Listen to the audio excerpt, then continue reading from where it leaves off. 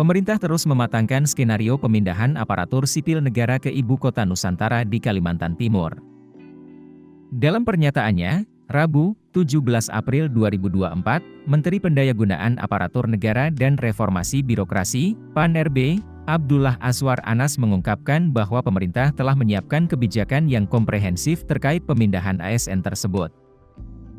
Presiden menyampaikan bahwa pemindahan ibu kota negara menjadi langkah strategis yang bukan hanya membawa perubahan secara fisik bangunan atau gedung pemerintah, melainkan juga transformasi pola pikir, budaya kerja, dan dukungan sumber daya manusia, jadi pola kerja dan lain-lain. Oleh karena itu, di situ ada smart government, ujar Anas.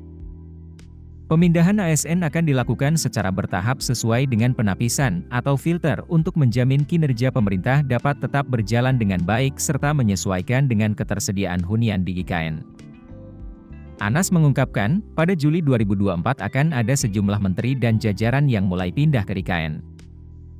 Juli sebagian menteri ada yang pindah, termasuk Pak Basuki, Menteri Pekerjaan Umum dan Perumahan Rakyat, ujarnya.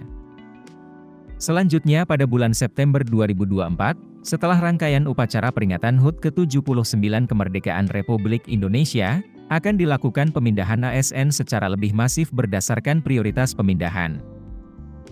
Berdasarkan hasil penapisan yang telah dilakukan terhadap kementerian atau lembaga, ungkap Anas, prioritas pertama pemindahan adalah 179 unit eselon 1 dari 38 kementerian atau lembaga, prioritas kedua 91 unit eselon I dari 29 kementerian atau lembaga, dan prioritas ketiga 378 unit eselon 1 dari 59 kementerian atau lembaga. Ini kenapa ada prioritas 1, 2, 3, kita sesuaikan dengan kesiapan hunian dan fungsi minimal dari pemerintahan, imbuhnya.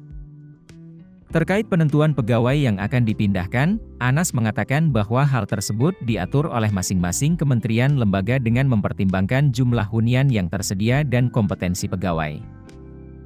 Pegawai ASN yang dipindah pada tahap pertama perlu diberikan tunjangan khusus, jadi akan ada tunjangan khusus PNS yang menjadi pionir pindah, imbuhnya.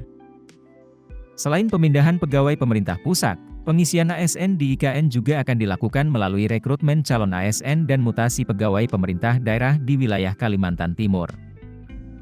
Anas mengungkapkan, pemerintah menyiapkan alokasi khusus bagi para putra-putri terbaik di wilayah Kalimantan, khususnya Kalimantan Timur untuk mengisi formasi ASN di IKN.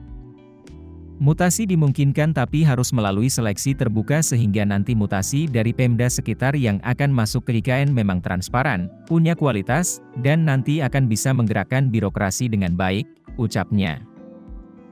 Di sisi kelembagaan dan tata kelola pemerintahan, kata Anas, pemindahan ibu kota negara dilakukan secara bertahap, yaitu jangka pendek, jangka menengah, dan jangka panjang.